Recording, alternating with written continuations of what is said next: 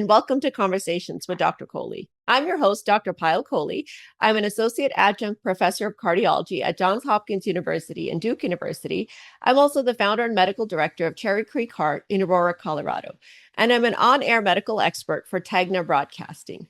And today, I'm so delighted to be joined by Viet Le, who's a PA. He's also an associate professor of research at Intermountain Heart Institute, Intermountain Health in Salt Lake City. Welcome.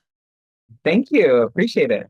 I'm so excited to have this conversation with you today because I think you and I were basically on the front lines of lipid management every single day in our clinics. And you, as a preventive cardiology PA, you're certainly aware of how to think about triglycerides in 2025. So I want to start just by setting the stage, and I'm going to share my frustrations and I want to hear yours about what do you feel is the most frustrating thing about how many of our colleagues still try to think about triglycerides. And, for me, I think it's the fact that we think about it like LDL. We think that we have to treat the number. We have to get that number down. And if we use fibrates and get that number down, we're reducing their cardiovascular risk. And that's sort of a remnant of historical science left over from the 80s and 90s before the era of statins. But what frustrates you the most, Viet, when you think about how our colleagues approach residual dyslipidemias like hypertriglyceridemia? Yeah, I think the most frustrating to me is the lack of separation from triglycerides to cholesterol remnant, which I understand that they're kind of putting the two together, but it's a dichotomy.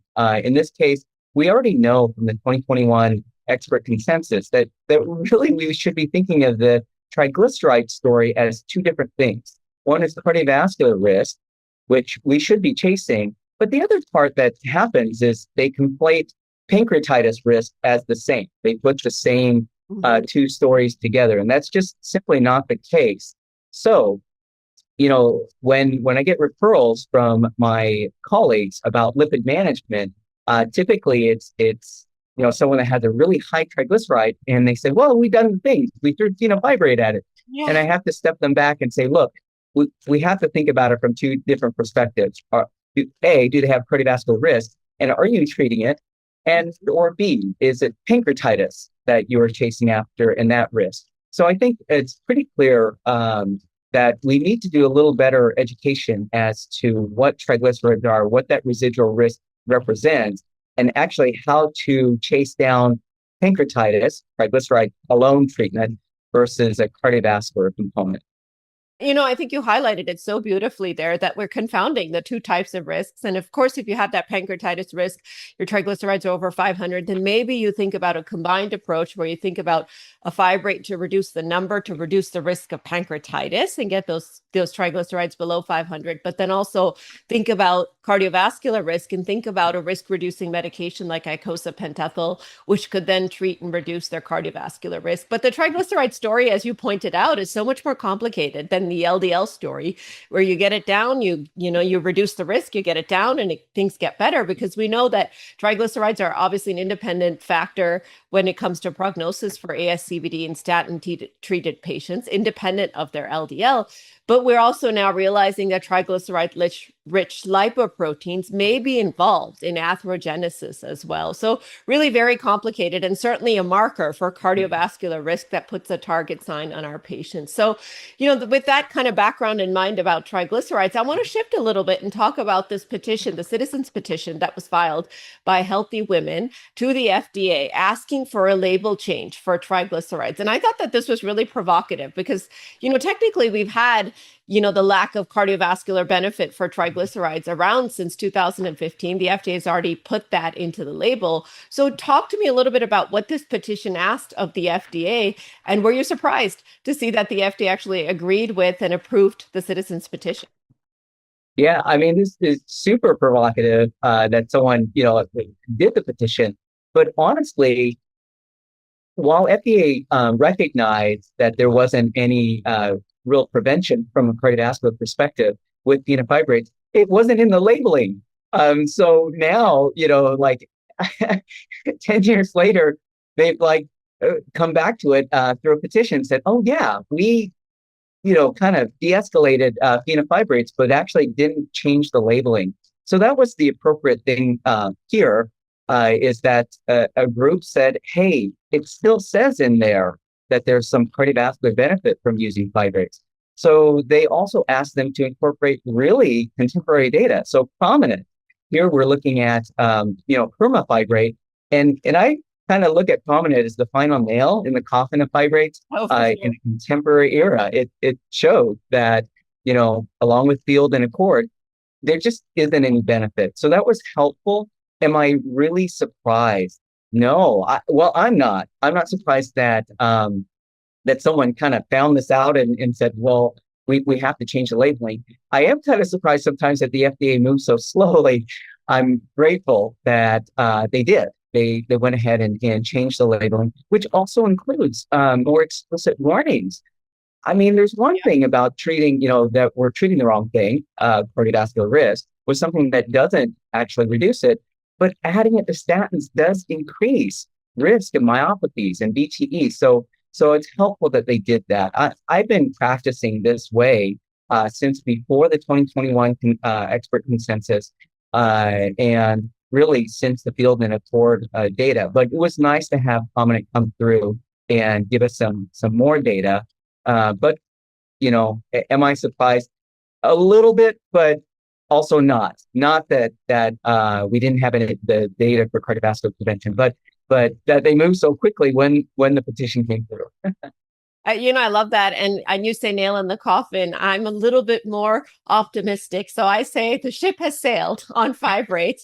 But regardless of how you say it, I think you make a really good point that this change to the FDA labeling really does emphasize not only that, hey, we don't have cardiovascular outcomes benefit from fibrates, but they do not improve cardiovascular outcomes. So I feel like that is an even more sort of, prominent way of saying, no pun intended, prominent way of saying that the fibrates do not reduce cardiovascular risk. Because in the past, I think they had just sort of said it a little bit more nebulously, which was that, oh, they may not reduce cardiovascular risk. But now they're really putting their penny down and saying they do not reduce cardiovascular risk.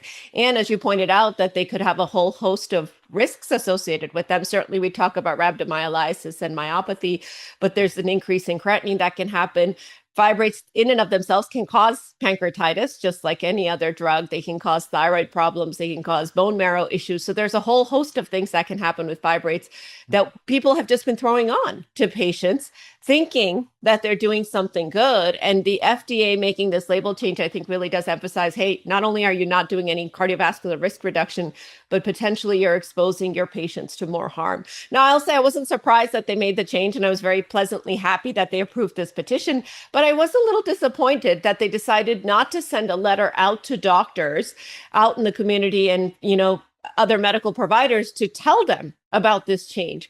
So how do you feel we can really try to get this message out to the community? Because I think that that's one of our biggest barriers, our biggest sort of hurdles to cross, is how do we get this message out to people and change the behavior that they've been doing for the past several decades, which is that the minute that they see hypertriglyceridemia, they think about reaching for a fibrate. Yeah, I mean educating, making it clear through video. We have so many journals, so many things that are bombarding us in terms of information. So how do you choose? Well, it's folks like ourselves that work in this preventive cardiology space, that are experts, that have a voice. We're watching the data. We're the ones that they refer to, and so it takes education. Whether it's grand rounds, CME, that's intentional, addressing this issue, or and thank you, for bringing this up and highlighting it. With your own voice and with the community that you have the ability to reach. Systems, EHR, we really need to nudge. I still get a warning for ezetimibe with a statin. What? That's so weird. I'm like, I understand it, but don't tell me not to use ezetimibe when clearly I have to use it with a statin.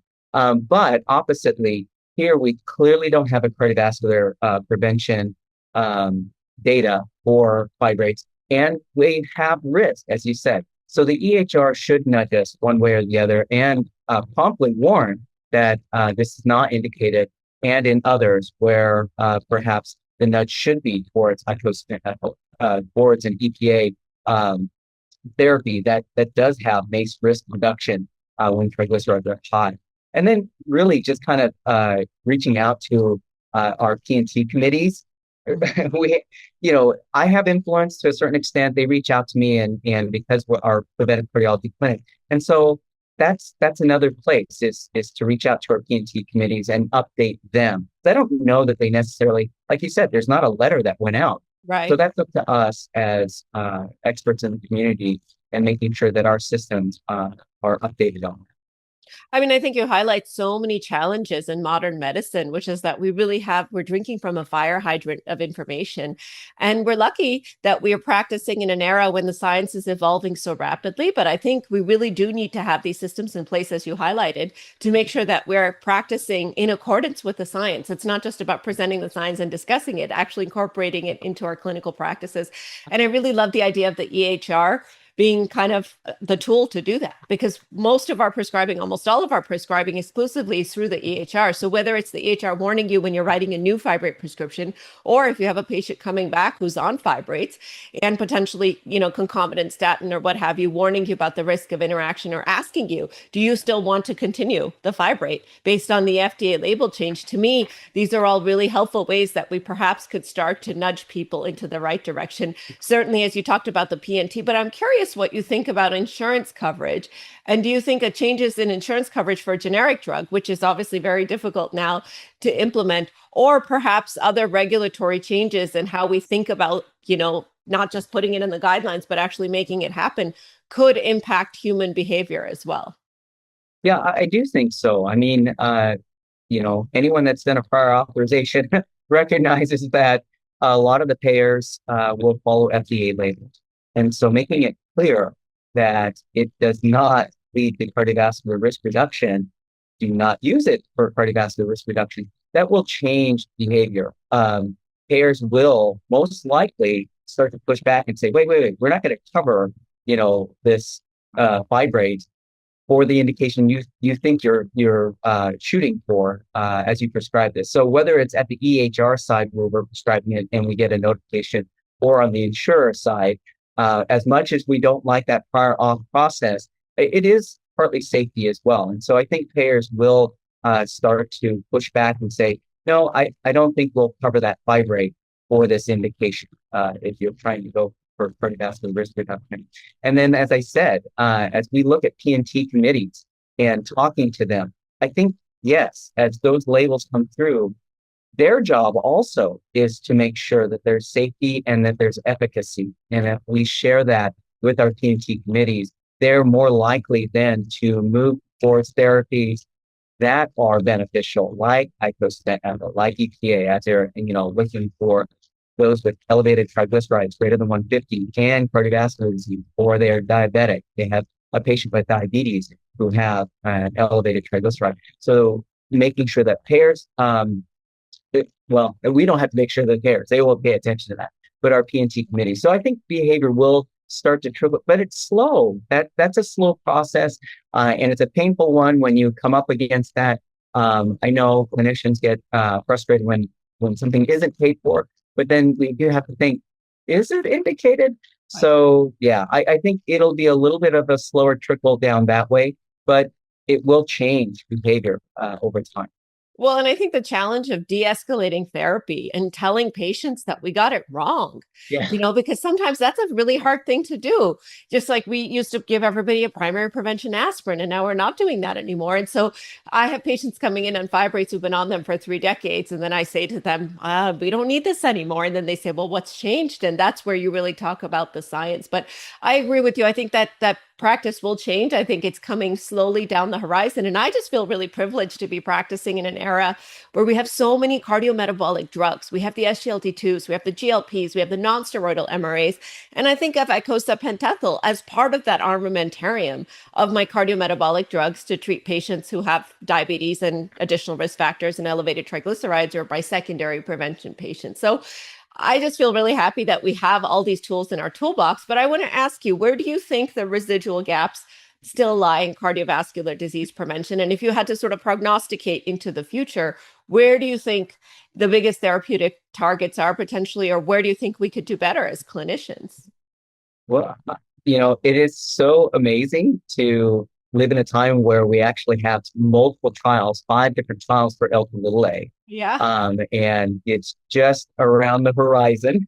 We should Have see you that checked next your year. LPA, by the way? Yes, Good. I I've have. checked mine as well.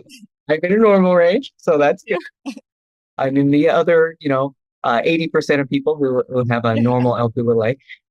But yeah, I mean, I think Lp(a), and we hope we'll see a benefit there, but it won't change my thought process if it's a quote unquote neutral trial because it is 80% lowering. We have those that are now in the 95%, so virtually normalizing someone's Lp(a).